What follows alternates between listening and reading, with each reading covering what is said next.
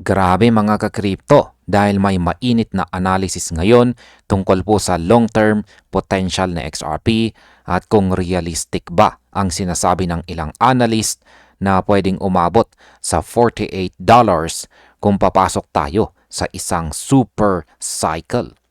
Sa totoo lang marami po ang nagdududa kay XRP nitong mga buwan dahil puro volatility at weak performance ang kanyang ipinapakita. Pero kahit ganito po ang market, ay may mga analyst na hindi po sumusuko sa bigger picture ng coin. Lalo na po si The Black Bull na may sinusunod na long-term structure na nagbibigay po ng malinaw na target.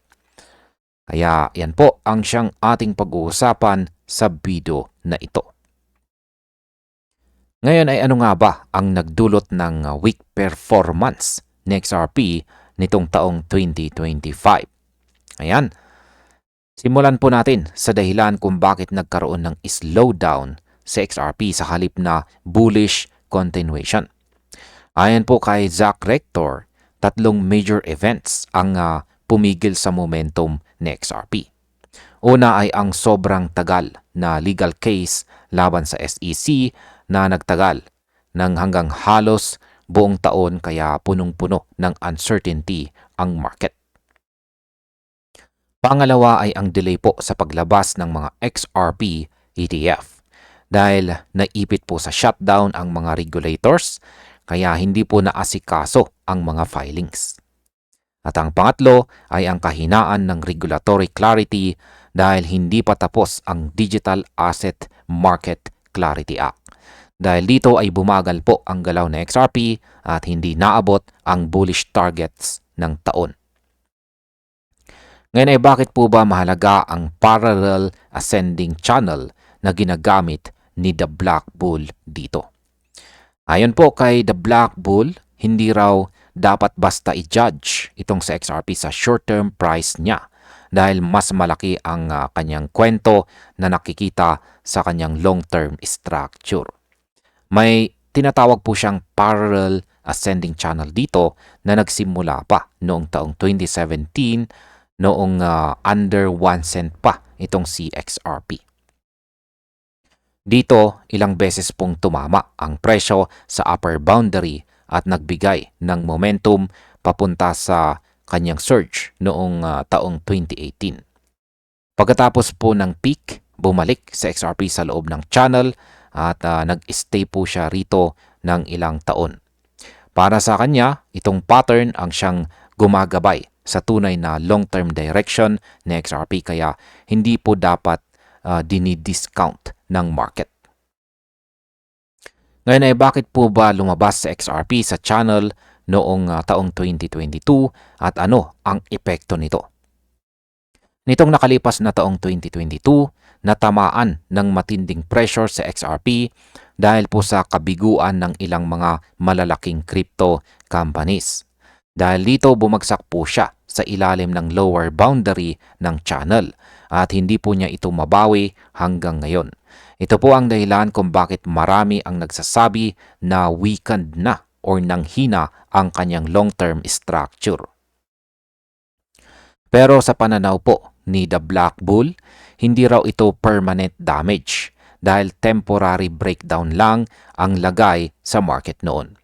Sabi niya basta ma-recover ni XRP ang ilalim ng channel ay pwede po siyang magkaroon ng bagong long-term bullish trend yan kapareho ng early cycle niya na nagresulta sa isang explosive rally. Ngayon ay ano naman po ang nangyari noong late 2024 at bakit po naging critical ito? Yan, noong late 2024 naman ay bumalik po ang excitement dahil lumapit sa XRP sa $2 level at halos marites na niya ang lower boundary ng channel. Sa puntong ito, marami pong traders ang nag-akala na tapos na ang multi-year downtrend. Pero ilang attempts ang nag-fail kaya hindi po siya nakabalik sa loob ng channel. Para kay The Black Bull, ibig sabihin nito ay may malakas na resistance sa area na ito. Pero ito rin ang nagsisilbing confirmation point.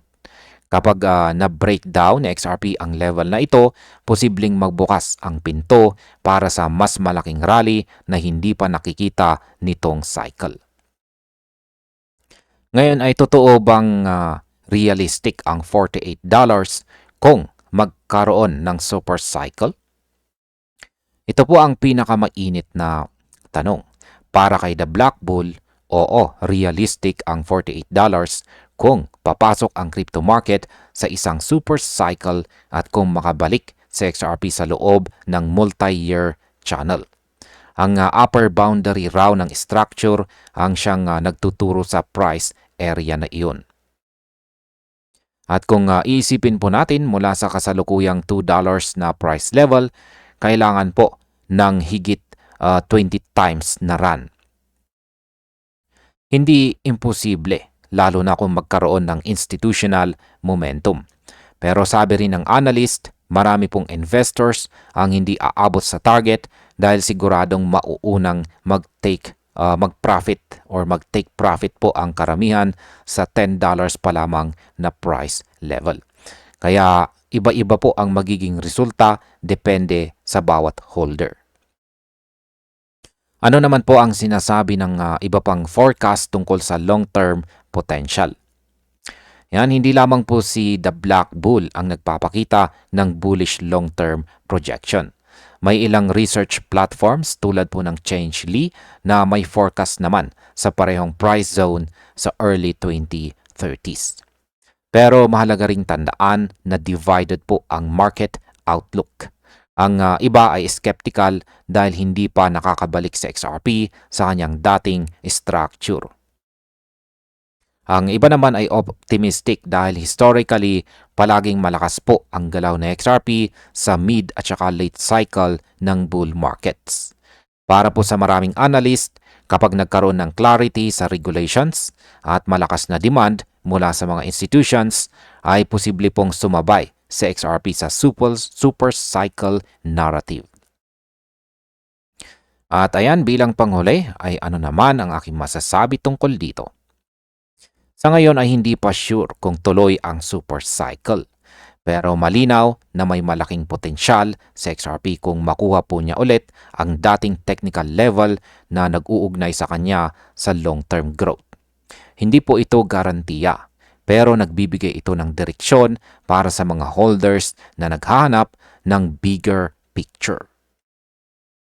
Ang mahalaga ay naiintindihan po natin kung bakit may analyst na nagsasabing realistic or makatotohanan ang $48 sa maximum scenario.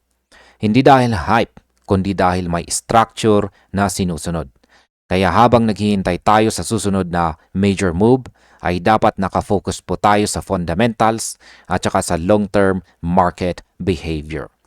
At ayan, hanggang dito na lamang po tayo sa video na ito mga ka-crypto. Maraming salamat sa panunood.